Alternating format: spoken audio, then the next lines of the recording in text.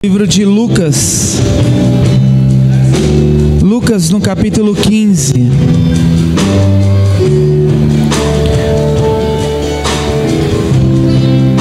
Aleluias.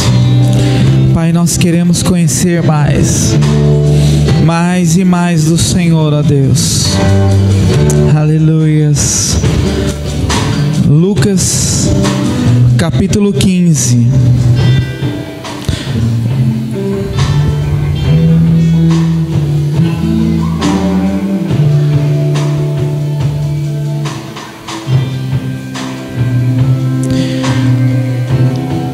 Diz assim, Lucas capítulo 15, versículo 11. Amém? Continuou, certo homem tinha 2 filhos. O mais moço deles disse ao pai: Pai, dá-me a parte dos bens que me cabe. E ele lhe repartiu os haveres. Passado não muitos dias, o filho mais moço, ajuntando tudo o que era seu, partiu para uma terra distante e lá dissipou todos os seus bens, vivendo dissolutamente. Depois de ter consumido tudo, sobreveio àquele país uma grande fome e ele começou a passar necessidades. Então ele foi e se agregou a um dos cidadãos daquela terra, e este o mandou para os campos a guardar os porcos. Ali desejava ele se fartar das alfarrobas que os porcos comiam, mas ninguém lhe dava nada. Então, caindo em si, diga assim comigo, caindo em si, disse: quantos trabalhadores do meu pai têm pão com fartura e eu aqui morro de fome? Levantar-me-ei e irei ter com o meu pai. E lhe direi: Pai, pequei contra o céu e diante de ti. Já não sou digno de ser chamado teu filho. Trata-me como um dos teus trabalhadores. E levantando-se foi para o seu pai, e vinha ele de longe. Quando seu pai o avistou e, compadecido dele, correndo o abraçou e beijou. E o filho lhe disse: Pai, pequei contra o céu e diante de ti. Já não sou digno de ser chamado teu filho. O pai, porém, disse aos seus servos: Trazei depressa a melhor roupa, vestiu, pondo-lhe um anel no dedo, sandália nos pés. Trazei também e matai o novilho cevado. Comamos e regozijemo-nos, porque este meu filho estava morto e reviveu, estava perdido e foi achado. E começaram a se regozijar. Aleluia! Diga assim: ele foi achado. É interessante que Lucas capítulo 15 é conhecido como o texto dos perdidos. A dracma perdida, a ovelha perdida e o filho perdido. A ovelha perdida, ela se perdeu naturalmente. A dracma perdida, ela houve uma perda involuntária. Agora o filho perdido foi uma perda voluntária, ele decidiu se perder. E quando a gente olha o texto de Lucas capítulo 15, a gente olha Jesus falando a respeito da alegria que é quando um perdido é encontrado, da alegria que é quando alguém, pode descer, obrigado, Deus abençoe, Vinícius aí, da alegria que é quando algo que está perdido é encontrado. Jesus está falando assim: olha, uma ovelha se perdeu e ela se perdeu naturalmente, mas o pastor, percebendo que ela havia se perdido, ele vai atrás dela. Uma mulher dentro da sua casa perde uma moeda, perde uma dracma, e então ela levanta os móveis, começa a varrer a casa até procurar aquela moeda perdida. E aí ele fala do filho. O filho chegou a um certo ponto da vida dele que ele decidiu ir embora, e o pai por um tempo perdeu a presença daquele filho na sua casa. Mas aí, a respeito do filho pródigo, diz que este jovem chega para o pai e fala assim: Pai, eu quero uma parte da minha herança, o que me cabe, e eu quero ir embora. E o pai, a Bíblia diz que o pai, havendo ouvindo essas coisas, o pai pega, vende a parte que cabe ao filho e dá o dinheiro para o filho. E o filho pega o dinheiro, fica ainda mais uns dias na casa do pai e depois vai embora. Agora com o bolso cheio, já começou a imaginar muitas coisas. Bom, agora eu tenho muito dinheiro, eu vou granjear muitos amigos, eu vou para um país legal, vou curtir a vida. E aí diz que ele foi. Chegando nesse país, chegando nesse lugar, ele começou a gastar o dinheiro que havia recebido do pai como parte da herança. Começa a granjear amigos, porque dinheiro granjeia amigos. Dinheiro presente, ele traz pessoas para perto. E o dinheiro e o presente, usado da forma errada, serve como bajulação. Então este jovem começa a falar para todo mundo: vão tomar uma aí, eu pago, vão tomar uma eu pago, e vão tomar uma eu pago, enquanto está pagando é meu amigo. Mas chega um momento que acaba o dinheiro dele, ele fala: bom, eu paguei por tanto tempo, agora é um tempo de vocês pagarem para mim. E aí os amigos viram para ele e falaram: pô, mano, tô duro, não tem dinheiro. Poxa, mas eu paguei tanto para vocês, agora vocês não podem me pagar uma cerveja, uma porção, nem uma estadia numa pousada. Não dá, a gente não tem dinheiro. Pô, mas vocês disseram que eram meus amigos. Bom, nós éramos amigos até que a parte que nos favorecia estava nos favorecendo. Enquanto a parte que não me favorece, eu sou amigo. Mas quando a parte que me favorecia já não me favorece mais, eu deixo de ser amigo. Porque a amizade, ela não estava baseada em quem o jovem era, mas no que ele tinha. E muitas amizades são baseadas no que pessoas têm, não no que elas são. Muitas pessoas têm esse relacionamento com Deus, não está demonstrando amor para Deus por quem Ele é, mas pelo que Ele pode dar. Tanto que muitas pessoas chegam à igreja, recebem a bênção e vão para onde? Vão para casa do chapéu, vão para Cucuia, vão para onde Judas perdeu as botas, somem. Quantas pessoas você conhece que talvez não estão aqui hoje porque estão sendo abençoadas? E você diz: irmão, você está sumido, pastor, trabalhando demais, não tenho tempo de ir para a igreja. Aí dá vontade de fazer oração: Senhor, que ele seja mandado embora. Mas pessoas que chegam até Jesus em troca de benefícios. Eu vou à igreja, eu faço um favor para o Senhor, e o Senhor me faz um favor, que é arrumar um emprego, que é me curar. E assim que o Senhor me der, a relação que nós temos, ela está quebrada. Porque a minha relação com o Senhor não está em quem o Senhor é, mas no que o Senhor tem me dado. E quando o Senhor não me dá mais, o que me favorece já não me favorece, tchau. Então eram esses amigos que o jovem rico tinha.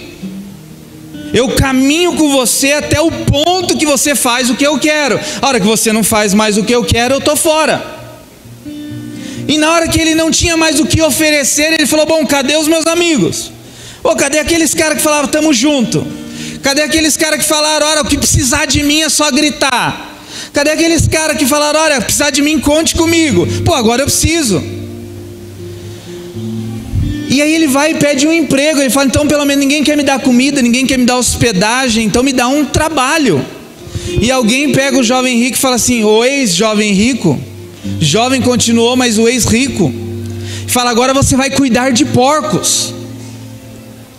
E ele começa a cuidar de porcos, e ele começa a ver os porcos comendo lavagem. E ele fica olhando e fala: meu Deus, aquela maçã ali, eu não tenho uma maçã para comer, e essa lavagem tinha uns pedaços de maçã. E ele desejou comer a comida dos porcos. E a Bíblia fala que neste momento ele caiu em si. Neste momento ele fez uma autorreflexão. E ele começou a pensar: por que eu estou passando por tudo isso? Ah, Deus não me ama.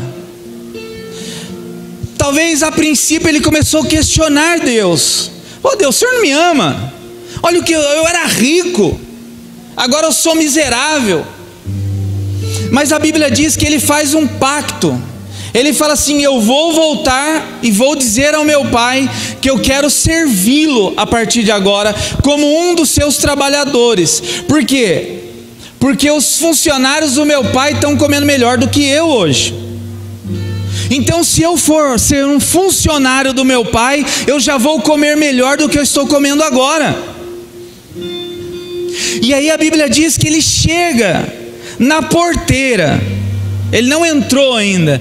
A hora que o pai avista ele vindo lá de longe, o pai já começa a alegrar o coração, falando: vem cá, que está lá embaixo, lá não parece, não tem a silhueta assim do João?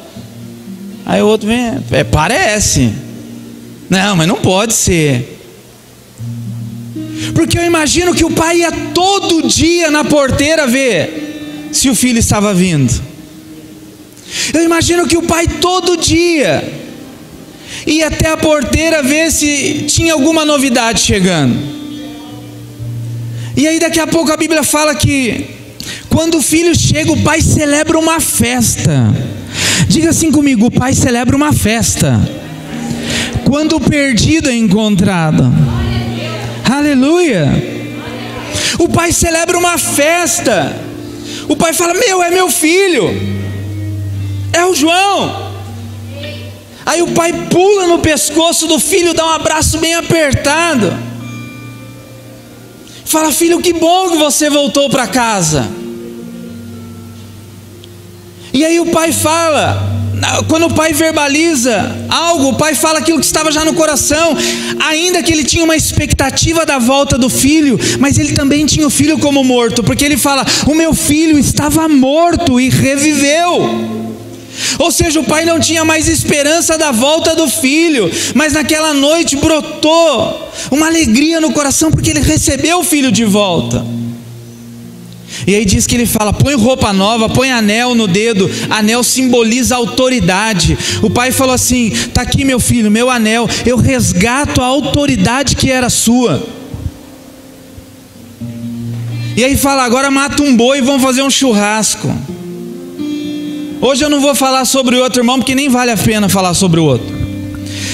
Mas o que eu quero dizer nessa noite, o que mudou todo o quadro da derrota para um quadro de reconciliação, para um quadro de restauração, foi o momento que aquele jovem caiu em si. Foi o momento que aquele jovem parou para meditar e falar: por que eu estou passando por tudo isso, sendo que o meu pai é rico? Por que eu estou passando por tudo isso, sendo que o meu pai é um grande fazendeiro? Eu não preciso passar por isso, comer lavagem. Se eu comer apenas a comida dos funcionários do meu pai, eu já estou no lucro.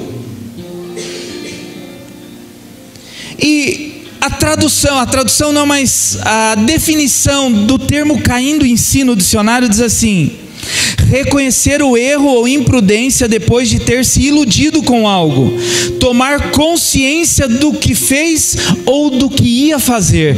Cair em si é mais ou menos aquele jogo da expectativa e realidade. A expectativa dele é: sei lá quanto que ele pegou, uns 500 mil reais. Com 500 mil reais eu vou viver a vida. Com 500 mil reais eu vou viver nos melhores hotéis. Com 500 mil reais eu vou ter as melhores mulheres do mundo. Com 500 mil reais eu vou ter isso. E ele ficou idealizando aquilo. Ficou imaginando a expectativa. Só que toda a expectativa dele se frustrou quando se chocou com a realidade.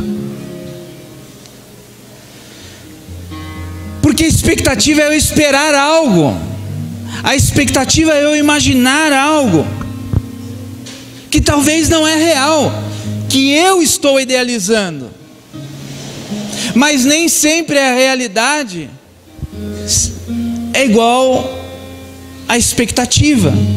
E aí chega um momento que esse jovem fala: puxa, mas tudo aquilo que eu idealizei, sonhei, imaginei, agora foi tudo por água abaixo. Ele viu o quê? Que dinheiro não é tudo. Ele viu o quê? Que realmente quem amava ele estava nos momentos de dores e de aflição. Que realmente quem amava ele dizia assim: olha, independente dos seus erros, eu estou junto com você. Ele viu que tudo aquilo que ele idealizou foi por água abaixo, porque a expectativa se choca com a realidade. E quando a expectativa se choca com a realidade, se nós não estivermos firmados no Senhor, nós poderemos nos frustrar. Porque quem está para se casar tem uma expectativa a respeito do casamento. Sim ou não? Quem já casou?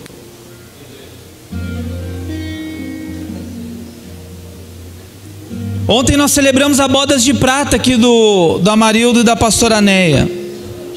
Falei, macho que é macho casa com a mesma mulher 2 vezes. E que venha bodas de ouro, né? Mas nós, quando vamos trabalhar, arrumar o primeiro emprego ou arrumar um novo emprego, a gente fica naquela expectativa. Pô, vai ser, e às vezes chega no lugar e fala, porque no primeiro mês, primeira semana, tudo é bonito, né? Para esse jovem rico, na primeira semana, no primeiro mês, foi tudo maravilhoso. Eu estou com dinheiro no bolso. Pô, onde ele chegava, o povo soltava confete para ele. Aonde ele chegava, todo mundo, e aí, amigão? E aí, meu melhor amigo? Ô, você é o cara, estamos juntos. Mas o dinheiro foi acabando, e o tom do tamo junto foi enfraquecendo. Mas o que mudou toda a história deste homem foi o dia que ele caiu em si. Mas o que precede o momento do cair em si? O cair em si, ele revela ao nosso coração e o desejo do nosso coração de se posicionar ou não. Porque quando eu caio em mim, quando eu entendo que eu errei, eu tenho 2 opções: decidir continuar no erro ou decidir me posicionar para que tudo seja mudado. Coloque a mão sobre a tua cabeça e diga, Senhor, clareia minha mente. Mas o que precede o cair em si é o orgulho. O que precede o cair em si é a autossuficiência. O que precede o cair em si é a autoindependência. O que precede o cair em si é o desprezo à autoridade. O que precede o cair em si é as más amizades. O que precede o cair em si são os maus conselhos. Porque antes de cair em si, antes dele passar por uma situação de quase morte, ele chegou para o pai e falou o quê? Eu quero ir embora, me dá meu dinheiro. Não, não vou dar, vai dar meu dinheiro, é meu. Orgulhoso, soberbo, eu quero a minha parte, eu quero o que é meu de direito. Uma autoindependência, eu não preciso mais do Senhor, eu sei fazer sozinho. E como deve ter doído no coração do pai quando o pai ouve tudo aquilo do filho. O pai deve ter olhado para ele e ter dito assim, mas você não é o meu filho. Todas essas palavras que você está falando, eu não mais reconheço você. Ah, mas eu quero... Como que ele sabia que ele tinha direito a tudo que ele tinha direito? Porque talvez tinha amigos conselheiros. Meu, vai lá, pede tudo pro seu pai, meu, cai fora. Vai ficar nesse lugar aí, cai fora. Vai embora, sai fora. Você pode, você não precisa do seu pai. Você tem dinheiro, você é rico. Você não precisa do pastor, sabe orar sozinho. Você não precisa do seu marido, você é independente. Você não precisa do seu patrão, abre sua empresa. Quantas pessoas nós ouvimos dizer assim, o sonho é ser o quê? O próprio patrão. Quem já ouviu essa frase? Ah, o meu sonho é ser meu próprio patrão. É duro, não é, Edinho? Ser o próprio patrão, né? Porque quando você tem o patrão, te dá dor de barriga, você leva o atestado e fala, cara, tá com diarreia, não deu para ir trabalhar. Agora você tem a Andréia tem um site para entregar, né, Andréia? Aí ela vai falar pro patrão, pro cliente, ó, não deu, eu tava passando mal. Ele fala, não quero saber. Eu te dei uma data para entregar, pronto, acabou. Não quero saber se sua filha ficou doente, se você ficou doente, se seu marido ficou doente. Eu quero que você cumpra o prazo. Não é assim? Por quê? Ser o próprio patrão, para quem trabalha debaixo de uma empresa, da autoridade de uma empresa, parece que é liberdade. Mas não. O cliente ele é muito mais carrasco do que o patrão. Lógico que tem seus benefícios, não estou jogando um balde de água fria, você que precisa quer abrir uma empresa. Mas esse jovem começou o quê? Eu ter a minha independência é bom, eu andar sozinho é bom. Teve um momento da minha vida que eu achei que era bom morar sozinho, né? Minha mãe sabe. Cheguei um dia para ela, estava noivo da minha esposa, falei, eu vou morar sozinho. Já tenho, acho que tinha 18, 19 anos. Não, vou morar sozinho. Aluguei uma casa, trabalhava de estagiário na Caixa Econômica Federal. Falei, não, já tenho dinheiro bom, ganho dinheiro bom, vou morar sozinho. A partir do primeiro dia que eu fui morar sozinho, eu falei, cadê o almoço? Cadê a roupa lavada? Cadê a casa limpa? Ué, quem que vai pagar o aluguel? Eu que tenho que pagar meu aluguel? Que negócio é esse aqui? Conta de luz, eu nunca vi. Conta de água, isso aqui é do capeta. E aí eu caindo em mim, falei, mãe, eu posso voltar? Aí volta assim, né? Eu já passei por isso. Então eu posso dizer para você com autoridade e propriedade do que aconteceu com esse jovem, porque eu fiz isso. Com 18, 19 anos eu me achei autossuficiente, me achei independente. E quando nós fazemos algo fora do tempo, nós sofremos. Eu não sofri quando eu me casei, mas quando eu quis morar sozinho por uma auto-independência, por um orgulho, por uma soberba, por achar que eu não precisava mais da ajuda da minha mãe e do meu pai, que eu tinha condições de me manter, eu sofri. E eu lembro que eu ia numa igreja, eu fazia campanha todo dia. Está acontecendo alguma coisa, não estou conseguindo viver sozinho.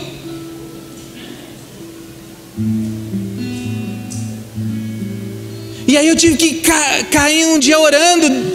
Eu caí em mim. Foi, eu preciso voltar. E minha mãe me recebeu de braços abertos e falou, volta. Eu falei que não ia dar certo. O problema é que ela tinha sido fiadora da casa ainda. Mas aí agora eu não vou, mas eu acho que não tinha nem multa, não lembro. Isso eu já não lembro. Mas tem momentos da nossa vida que nós precisamos parar, porque orgulho, soberba, autoindependência, más conselhos, más companhias, precede o momento do caindo em si. Porque se você é autossuficiente, se você é soberbo, se você é orgulhoso, se você anda com más companhias, se você ouve maus conselhos, vai chegar um momento que você vai chegar no mesmo lugar que esse jovem. E talvez você esteja nesse momento, nessa noite, em alguma situação da sua vida que você precisa cair em si e entender que o caminho que talvez você está trilhando não vai dar certo. Mas é interessante que esse jovem, ele discerniu o momento de voltar para o pai. Por que ele discerniu? Porque se ele tivesse voltado um pouquinho depois, ou um pocão depois, eu não sei, a Bíblia não relata, mas se o pai dele tivesse morrido, já era. Se o pai dele tivesse morrido, ele seria escravo do irmão. Porque depois, lendo o texto, talvez você conheça já esse texto, mas diz que o irmão ficou bravo com a volta dele. O irmão falou, quem que ele pensa? O cara gasta todo o dinheiro. Quem que esse cara pensa que é? Torrou, deixou o pai aqui chorando meses e meses, agora volta bonitão. E o pai fala, mas esse é meu filho. Não, teu filho, mas tem que pagar. Que teu filho o quê?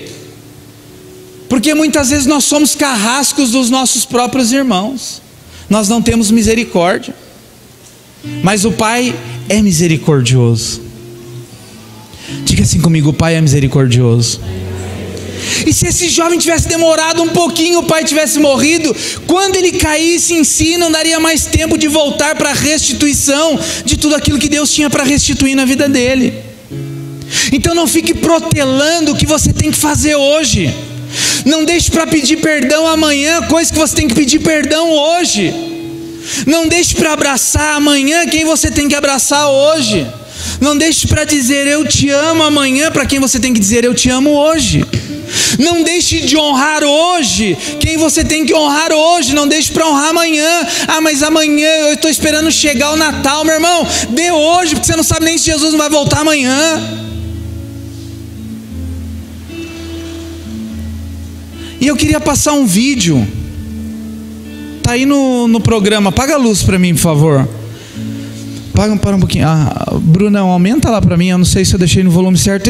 Aí depois que eu tinha preparado a mensagem, eu estava orando a Deus a respeito disso. Eu recebi um vídeo. E eu falei, Jesus, que vídeo é esse? E então presta atenção um pouco nesse vídeo. Aumenta bem.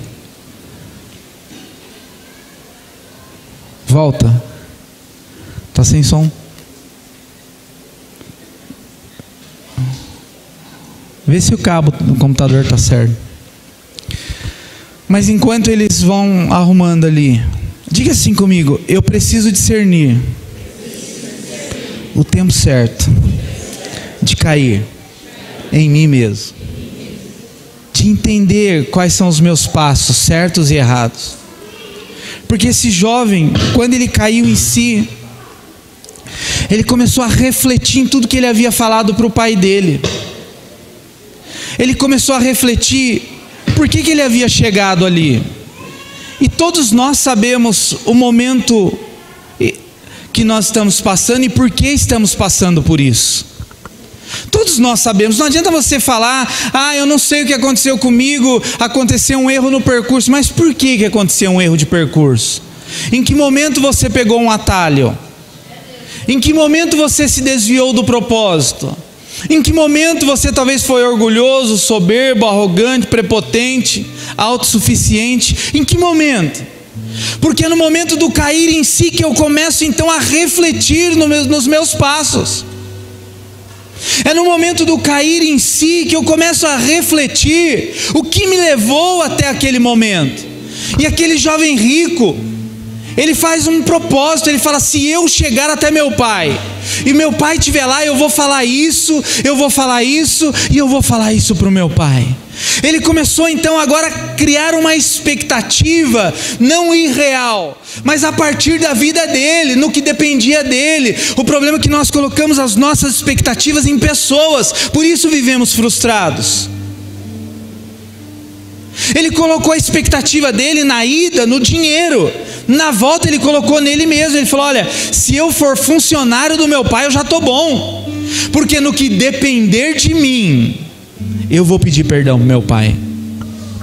No que depender de mim, eu vou me arrepender diante do meu pai. E quando ele chega para o pai dele, ele começa a abrir o coração para o pai.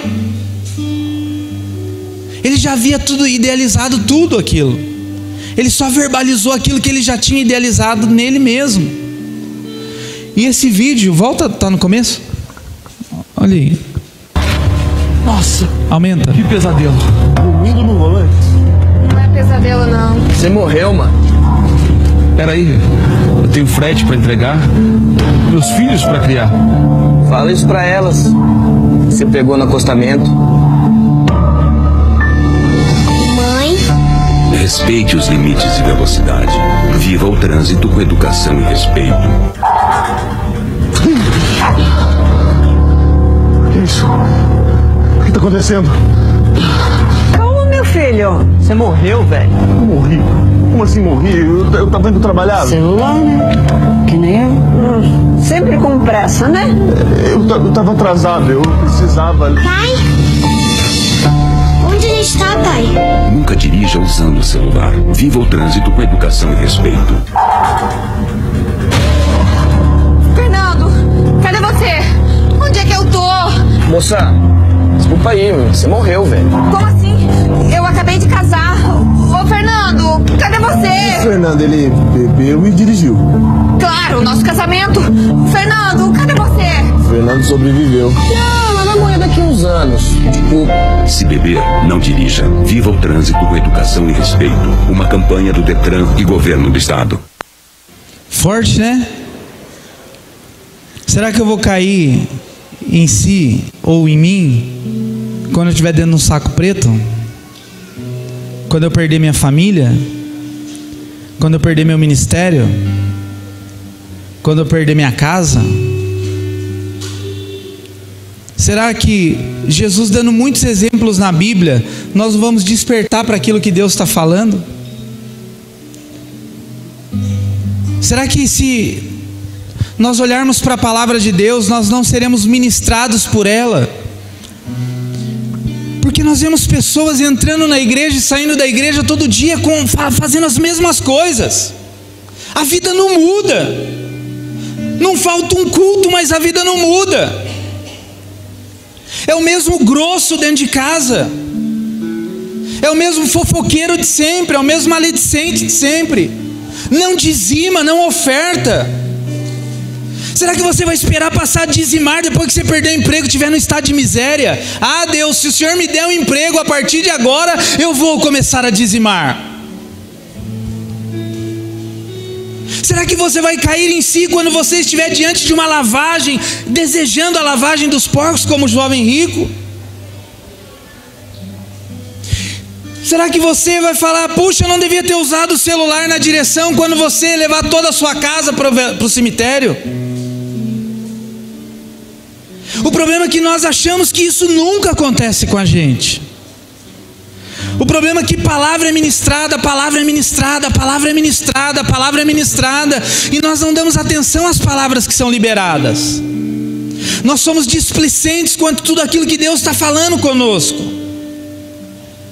Nós entramos na igreja, somos ministrados pela palavra, mas vamos embora. Por quê? Porque nós achamos que se nós continuarmos levando a nossa vida da forma que estamos levando, vamos continuar vivendo bem, e não vamos. Ah, pastor, eu não estou dizimando e eu tenho comida na minha casa. E seus filhos como estão? Porque não acho que dízimo só diz a área financeira. Ah, pastor, eu não dizimo, mas eu tenho abundância de dinheiro. E seus filhos? Por quê? Porque há uma legalidade na desobediência. Não é no dinheiro. O pastor Daniel falou aqui agora há pouco. Ah, mas eu continuo mentindo, falando mal, armando situações, e nada acontece. É tempo de nós como igreja cairmos em nós mesmos e dizer, Senhor, eu vou mudar a partir de hoje. Será que nós vamos começar um regime alimentar depois que o médico disser que não tem mais jeito? Será que nós vamos dizer para a esposa ou para o marido, olha, não, a partir de agora eu vou mudar, quando ela disser não, agora não dá mais? O problema é que nós muitas vezes desprezamos aquilo que está sendo liberado. Ah, agora que eu morri, eu ia aceitar Jesus agora, não deu tempo. Não vai dar tempo. Então nós precisamos cair em si, cair em nós mesmos hoje. Você pode dizer para o Senhor, Senhor, a partir de hoje eu me proponho a mudar. Porque esse Lucas capítulo 15, Jesus está falando o quê? Que há uma alegria no coração daquele que está perdido e é encontrado. Daquele que está perdido e que olha, é interessante, presta atenção nisso. A ovelha estava perdida. A Bíblia diz que o pastor largou 99 e foi em busca da ovelha perdida. A Bíblia diz que uma dracma, o dinheiro, perdeu. O que a mulher fez? Levanta móveis, vamos procurar, pega a lanterna, a gente precisa achar esse dinheiro. E a mulher procurou a dracma. Mas agora a Bíblia diz em Lucas capítulo 15, do versículo 11, que é a parábola do filho pródigo. O pai não foi em busca do filho. O pai não saiu buscando o filho. Precisou haver um arrependimento no coração do filho para retornar ao pai. Tem momentos que Deus vai te buscar, mas tem momentos que é preciso você retornar. Tem momentos que Deus, olha, uma oportunidade eu te busco, 2 oportunidades eu te busco. Agora se você quiser voltar, você que volte com as suas próprias pernas.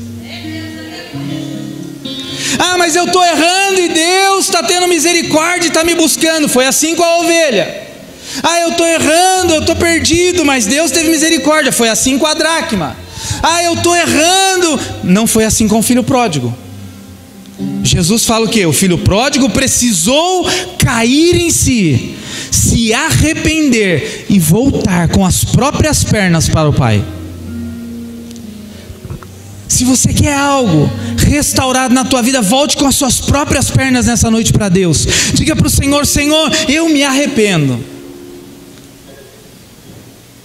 Senhor, eu me prostro diante dos meus próprios erros, porque, irmão, deixa eu dizer uma coisa para você: não tem como eu te ajudar se você não abrir o seu coração para mim.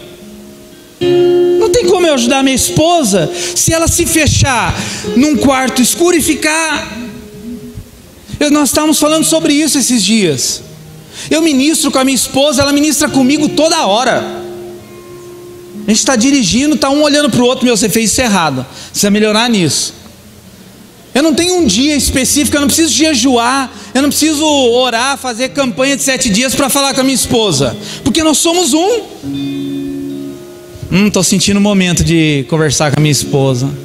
Eu preciso dizer para ela: olha, eu não estou gostando disso que você está fazendo.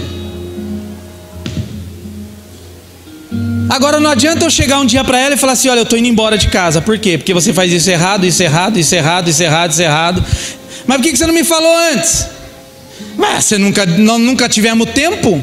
Como não? A gente dorme junto, pô. A gente anda no carro junto, toma banho junto. Falei aqui ontem, né? Vai no banheiro junto. Tá um fazendo xixi, o outro tá escovando dente. Aí depois, na hora da dificuldade, fala assim: eu não tive tempo. Que tempo que você não teve? Talvez eu falei aqui esse dia sobre o arrebatamento, mas depois não adianta dizer assim: ah, Deus, o arrebatamento, mas não tive tempo. Jesus vai falar: como você não teve tempo? Você estava lá. Ah, Senhor, eu estava preparando para o Natal, para tirar todas as pratarias bonitas. Meu irmão, pega as pratarias bonitas e usa hoje. Faz que nem minha mãe, dá o presente de Natal um mês antes. Minha mãe, um mês antes, ela dá o presente de aniversário. Ela fala: já comprei seu presente de aniversário. Tô. Fala: mas espera chegar o aniversário. Ah, vai, tá hoje já. Vai que não chegamos até lá. O problema é que nós ficamos protelando: eu vou me arrepender no próximo culto, eu vou honrar no próximo culto. Espera chegar o aniversário, eu honro. Não honre no aniversário. Às vezes no aniversário da minha esposa ou no meu aniversário nós não nos damos nada um ao outro. Sabe por quê? Porque a gente se dá o ano inteiro. Eu não preciso de um aniversário para dar presente para minha esposa. Não tem esse negócio de tá chegando Natal, o que nós vamos nos dar? E provavelmente a gente nem se dê nada nesse Natal.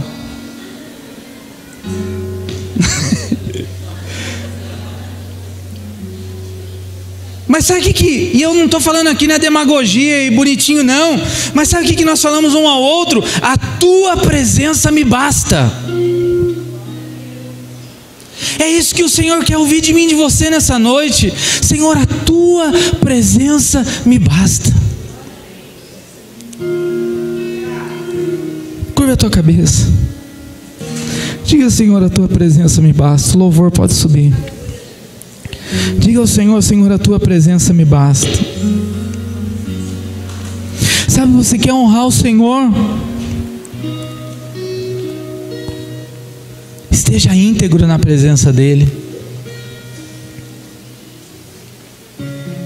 Sabe, eu tenho uma certeza muito forte no meu coração que Jesus está para voltar, meu irmão. Eu não sei se para mim ou se para você ou se para nós, mas a certeza que eu tenho é que eu preciso honrar quem tem que ser honrado. Eu preciso amar quem tem que ser amado. Eu preciso colocar minha vida diante do altar do Senhor e dizer: Senhor, a tua presença me basta. Eu não preciso de coisas para empenhar o meu amor. Eu falo isso: não precisa me honrar, só não me desonre. Já é meio caminho andado, né? Às vezes a gente fica... E uma palavra que Deus nos deu para o ano que vem é sobre honra. Mas você não quer me honrar? Não precisa. Você não precisa me honrar, Daniel. Só não me desonre. O jovem rico desonrou o pai. Porque quantos dedos não apontaram para o pai? É o filho que você criou, hein? Te passou a perna, hein? E teu filho, hein? Te deu uma facada pelas costas, hein? O filho não desonrou o pai pegando dinheiro. O filho desonrou o pai indo embora. O filho desonrou o pai descobrindo o pai. Porque agora o pai ia no barzinho, todo mundo falava assim, ó o pai daquele jovem lá que foi embora, ó lá, ó o pai do jovem que foi embora. Ele desonrou o pai. Então eu quero declarar nessa noite, em nome de Jesus, que você possa dizer: Senhor, a tua presença me basta. Sabe por que nós vemos uma geração insatisfeita? E eu digo geração insatisfeita porque nós vemos no meio de pessoas insatisfeitas, porque a presença do Pai não está sendo suficiente. O homem, ele é incompleto, ele precisa de alguém. Nós precisamos de pessoa, Michele me completa, principalmente quando faz bolo. Os bolos da Michele, irmão, são fantásticos, o melhor do Brasil. Nem da Mirella é tão bom. Depois você compra o bolo dela, você vai ver o que eu estou falando. Mas um completa o outro naquilo que lhe cabe. Mas nós seremos completamente satisfeitos quando nós dissermos: Senhor, a tua presença me basta. A tua presença me basta. Tem momentos que eu tenho vontade de brigar com Deus. Eu tenho. Quem já teve vontade de brigar com Deus aí sabe o que é. Você falar: Deus, esses dias foi um desses.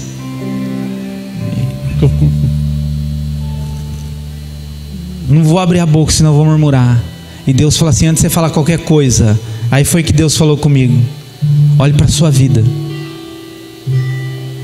Antes de você falar qualquer coisa, olha para o seu posicionamento. E aí sabe o que eu fui fazer? Fui chorar. Eu falei: Deus, eu não estou sendo fiel como deveria ser. Eu não estou te honrando como deveria te honrar. Eu não estou lendo a Bíblia como deveria. Não estou jejuando como deveria. Não estou orando como deveria. Porque a gente tem que se cobrar mais.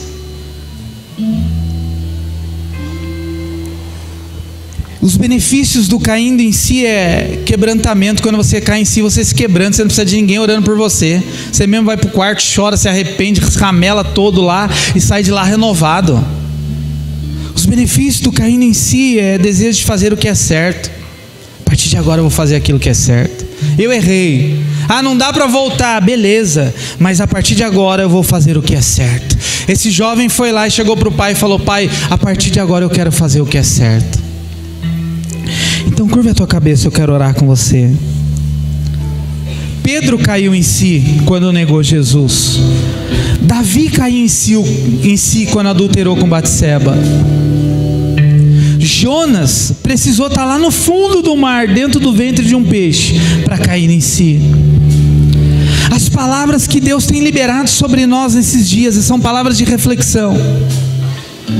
Sabe, eu quero declarar e profetizar em nome de Jesus, que se você nessa noite, se eu nessa noite, se nós verdadeiramente nos arrependermos diante do Senhor, virá um tempo de restituição de autoridade, restituição no ministério, porque aquele jovem recebeu roupas novas. Roupa na Bíblia fala de ministério. Deus quer resgatar a tua autoridade dentro da sua casa. Deus quer resgatar a sua autoridade no seu trabalho. Deus quer resgatar a sua autoridade no meio diante das pessoas. E ele comeu do melhor. Veio a provisão naquilo que ele mais desejava comer, voltar a comer a comida do Pai. Então ore ao Senhor, apresente a tua vida. Nós estamos diante da mesa da ceia. Jesus fala assim: olha, fazei isso em memória de mim. Nós nos lembramos do que Ele fez, mas que nessa noite nós possamos dizer: Senhor, nos perdoa. Quantas vezes, Senhor, somos arrogantes, somos prepotentes, somos independentes, autossuficientes. Quantas vezes achamos que conseguimos caminhar sozinhos? Nós precisamos do Pai, nós precisamos dos irmãos, nós precisamos uns dos outros. Vai orando, apresentando a tua vida ao Senhor.